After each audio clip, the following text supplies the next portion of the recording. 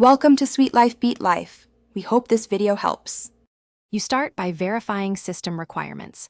Windows 11 and virtualization enabled, because the Android subsystem relies on hardware virtualization.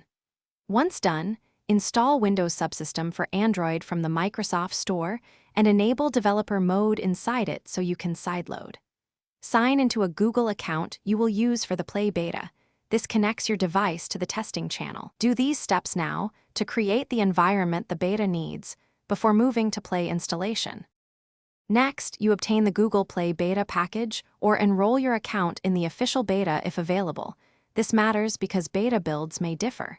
Enable ADB in the subsystem settings and connect from your PC with a DB Connect 127.0.0.1.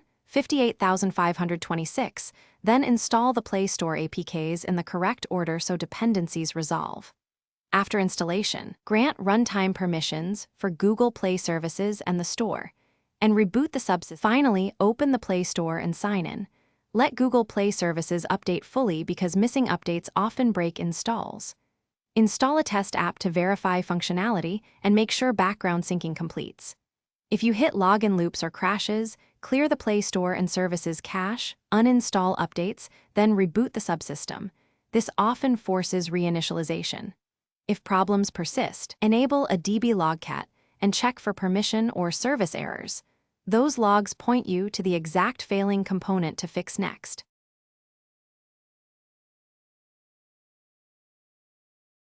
Thanks for watching.